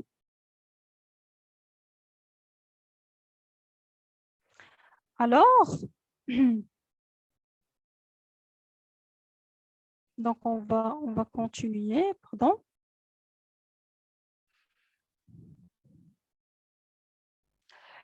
Le concassage et le décortiquage des fèves, c'est le fait de faire, voilà, parce qu'on va faire un broyage par la suite, il faut préparer la matière première au broyage. Donc, vous avez le concassage consiste à broyer grossièrement les grains, déjà grossièrement, afin de séparer les coquilles donc, de ce qu'on appelle les cotylédons, c'est-à-dire le noyau voilà, de la fève.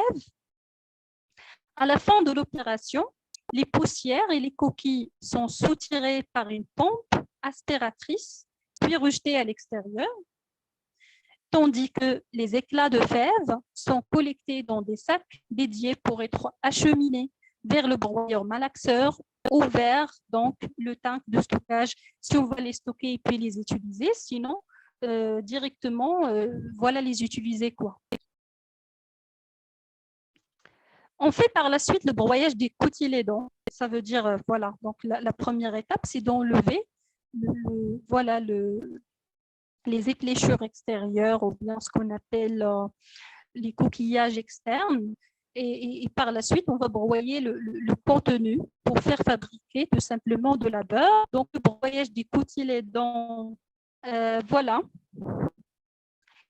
Les éclats de fèves de cacao sont broyés dans un broyeur à couteau jusqu'à obtention de la pâte de cacao. Donc, vous voyez qu'on commence le procédé de fabrication de notre produit qui est le chocolat. Donc, on commence maintenant à faire sa fabrication. Le beurre de cacao commence à être libéré des cellules de fèves.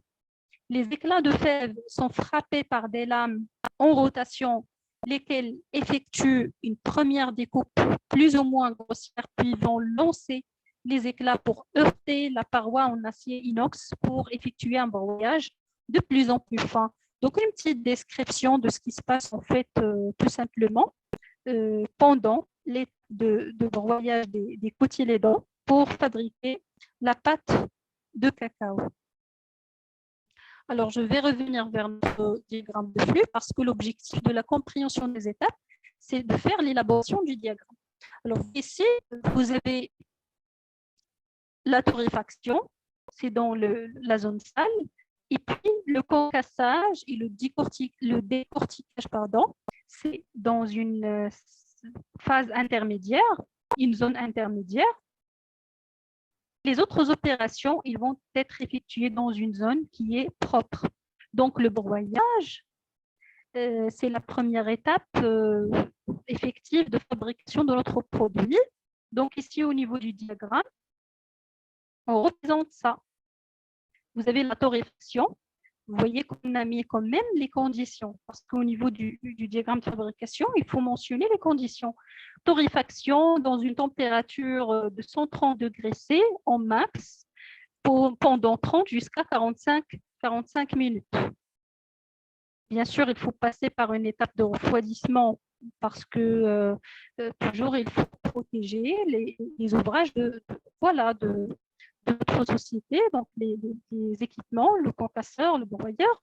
Donc, on fait un refroidissement. Et puis, le concassage et le décortiquage, on va faire un transfert manuel, et puis un broyage, et puis un deuxième transfert manuel. Donc, ici, pour tout simplement passer à l'étape suivante, qui est le conchage et le malaxage. Voilà. Donc, tout ce que vous avez au niveau du plan de masse, c'est au niveau du diagramme.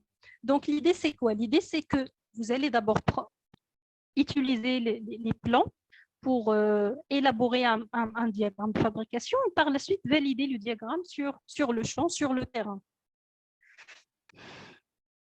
Voilà, donc le broyage, puis conchage, mélange et malaxage. Donc, vous voyez quand même qu'au niveau de la partie théorique ici, on ne mentionne pas tous les détails. Donc, l'étape refroidissement, notamment au début, lorsqu'on a fait le diagramme de fabrication, on n'a pas mis l'étape refroidissement, on n'a pas mis, par exemple, le transfert manuel, le concassage, décortiquage, il est déjà existant, mais le transfert manuel n'est pas mentionné. Au moment de la validation des diagrammes sur le terrain, on rajoute les informations manquantes. D'où vient l'importance de faire valider le diagramme, bien sûr, sur le terrain. Alors, on continue.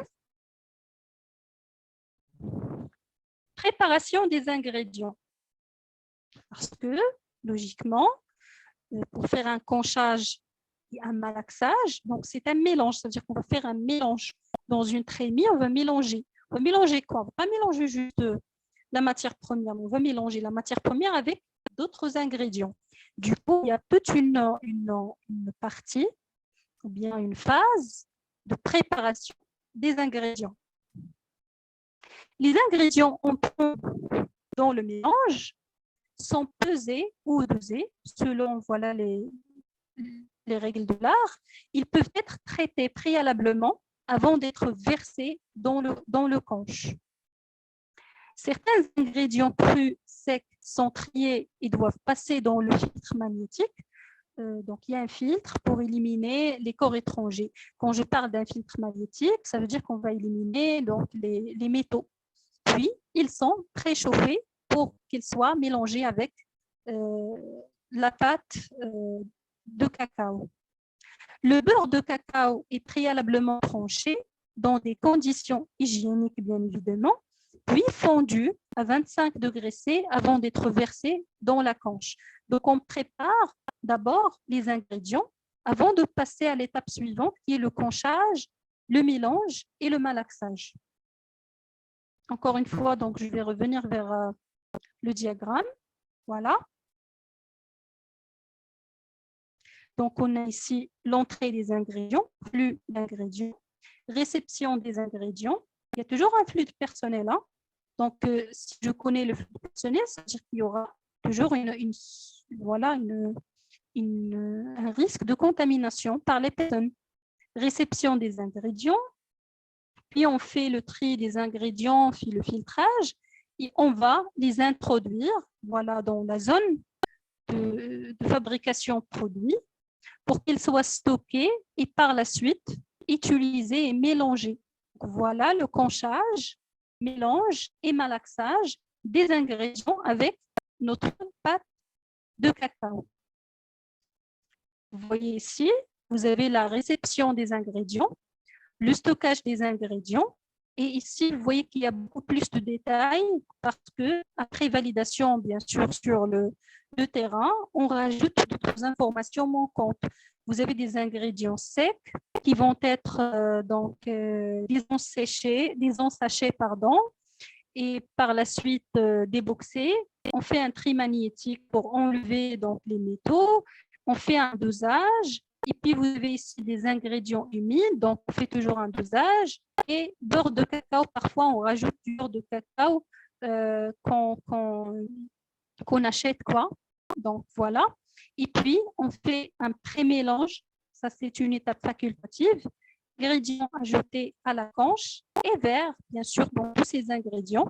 Ils vont être utilisés dans l'étape canchage, malaxage.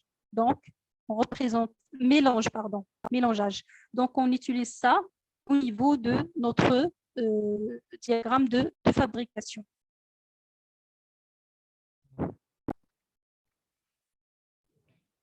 Alors, le conchage, mélange et malaxage, comme vous voyez sur la photo, le conchage est une étape essentielle contribuant au développement de la viscosité, de la texture finale et de la flaveur du chocolat.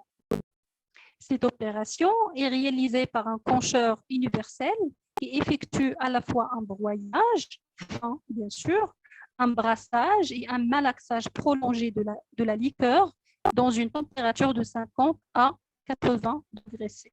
Donc, encore une fois, il faut mentionner les conditions de cette opération. Alors, on continue. Donc, bien sûr que je vous représente juste l'essentiel en fait de cette activité parce que nous, on ne va pas être des experts dans le domaine chocolaterie, mais quand même, c'est important, comme j'ai dit, pour pouvoir faire l'analyse des dangers, quoi. Alors, le brassage permet de volatiliser l'acidité, l'astringence de l'amertume. C'est un régulateur aussi voilà, donc, du goût du chocolat. En effet, certains acides aminés volatiles comme l'acide acétique sont enlevés. Voilà ce qui va bien sûr corriger le goût du chocolat. Le malaxage permet d'homogénéiser le mélange après addition de beurre, de cacao et de sucre. Après addition des autres ingrédients, on obtient du chocolat liquide qui va passer à travers une tuyauterie aux étapes suivantes, voilà, pour qu'il soit préparé.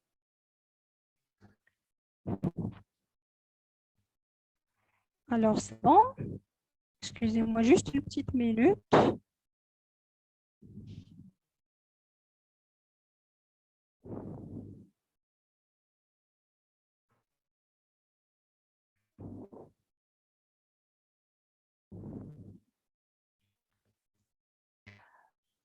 Alors, c'est bien. Par la suite, on passe à la filtration du chocolat liquide. Donc, on va faire le mélange et on va par la suite faire une filtration. Pourquoi? Parce qu'il y a toujours le risque d'avoir une introduction d'un corps étranger durant le malaxage. Donc, la filtration se fait premièrement à travers une maille très fine afin de retenir les corps étrangers grossiers. Ensuite, le chocolat passe par un filtre magnétique pour retenir les pollutions métalliques, ferrométalliques, et par ferromagnétique, pardon, acier et fer, et les particules faiblement magnétiques comme l'acier inoxydable pouvant être générées durant le processus de fabrication. On ne sait jamais, on peut avoir un morceau de, voilà, ou bien une partie de l'équipement qui va être cassé, donc une introduction d'un corps étranger indésirable qui va rester dedans, dans la liqueur du chocolat. Donc, il faut s'assurer encore une fois qu'il n'y a pas il n'y a pas de risque, quoi, risque, danger physique. Il est très important pour assurer donc l'innocuité du chocolat d'une part et pour éviter aussi les dépenses supplémentaires lors du retraitement des chocolats non conformes d'autre part, parce que c'est de la qualité. Donc, il y a des coûts pour la non-qualité. Une non-qualité, ça engendre des coûts pour l'entreprise. Donc, ça engendre des coûts voilà, pour faire le traitement, pour faire l'élimination. Donc, c'est une perte d'énergie, perte de temps, perte de matières premières. On fait des retouches. Donc, il y a des coûts de non-qualité interne, des coûts de non-qualité externe. Donc, il vaut mieux investir dans la prévention que investir dans, bien sûr, voilà, la caution.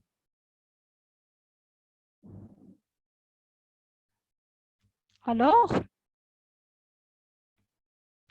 Après la filtration, on fait le tempérage. Alors, le tempérage est une étape très délicate au niveau de la fabrication du chocolat pour la formation des aspects visuels, la sensation du toucher et pour la conservation du produit. Le tempérage consiste alors en une variation de la température à l'intérieur d'une machine appelée tempéreuse. Voilà, et vous avez une parfaite maîtrise du processus est alors essentielle. Donc, c'est pour garder l'aspect visuel de votre produit. Euh, voilà, donc c'est ça. Par la suite, on fait le moulage et le refroidissement. Donc, le moulage et le refroidissement du chocolat tempéré permettent d'obtenir des têtes, concevoir le produit, voilà, le produit qu'on va utiliser, qu'on va commercialiser. Le moulage se fait par une disperseuse donneuse sur une moule en polycarbonate qui entre directement dans le tunnel de refroidissement. Pendant l'opération, le chocolat passe de 22 degrés C jusqu'à 16 à 18 degrés C. Et vers la fin, donc l'étape suivante dans notre procédé de fabrication, qu'on va bien sûr présenter au niveau de notre diagramme, c'est l'emballage et le conditionnement. Les tablettes sortent ensuite sur la table de moulage. Avant que les tablettes ne soient emballées et conditionnées, ils passent à travers encore une fois un détecteur de métaux. Donc, il y a beaucoup de précautions, beaucoup de prévention. Et c'est une phase qui est critique. D'accord? La salle d'emballage et de conditionnement est maintenue à 18 degrés afin de respecter les conditions de conservation. Alors, je reviens vers notre document. Vous voyez ici, on fait le conchage, le mélange et le malaxage avec les autres ingrédients. On fait la filtration, on fait le tempérage pour garder l'aspect visuel. Donc, on fait une différence de température. Après, le refroidissement et le moulage de notre produit dans des moules. Et puis, on refroidit donc le produit. Donc, on fait le conditionnement. Vous voyez ici dans toutes les conditions de température. Et on fait le stockage du chocolat pour qu'il soit par la suite, voilà, commercialisé. Au niveau du diagramme, on a ici donc les ingrédients ajoutés. On fait le mélangeage, le conchage et le malaxage, mélange, une filtration, collecte du chocolat liquide. Et puis, vous avez le tempérage. Donc, tout ça, ça se fait. Le traitement de la liqueur et de la pâte de cacao et aussi la fabrication du chocolat, ils se font dans une zone qui est propre. Donc, vous avez le tempérage, dépôt, moulage. Vous avez ici l'ajout d'ingrédients le cas échéant. Donc, parfois, on rajoute encore d'autres ingrédients ici. La préparation des ingrédients, c'est aussi dans une zone qui est propre. Donc là, vous avez l'ajout d'autres ingrédients le cas échéant. Pour faire la différence entre différentes saveurs, différents arômes, donc différents produits, refroidissement et puis démoulage. L'étape démoulage, bien sûr, nécessite un contrôle qualité. Pourquoi? Pour voir est-ce qu'il y a des produits défectueux, est-ce qu'il y a des produits qui contiennent des corps étrangers. Donc, les produits avec des défauts de moulage, on va faire une refusion. On va faire donc, encore une fois, une détection magnétique, des métaux, stockage intermédiaire, et puis on fait la fente et le roulage pour introduire la liqueur. Donc, ce sont des étapes qui ont été rajoutées après la validation sur le terrain parce qu'ils ne sont pas représentés au niveau de notre plan de base. Détection des métaux, emballage primaire. Donc ici, vous voyez encore une fois, on ajoute l'étape réception des emballages et stockage des emballages. Donc, il y a des emballages ici. On fait introduire les emballages. Emballage primaire, emballage final, stockage fini, fin de ligne. Ça veut dire chargement de conteneurs et puis expédition. Donc là, vous voyez un petit peu comment on fait pour élaborer nos diagrammes de fabrication. Après cette élaboration, c'est important, c'est très important et c'est trop important surtout de valider sur le terrain, sur le champ, pour s'assurer que le côté théorique, bien ce qu'on a fait théoriquement, se confond correctement avec ce qu'on a en réalité avant de passer, bien évidemment, à l'étape suivante, qui est l'étape importante dans notre étude de cas, l'étape analyse des dangers et identification des points critiques.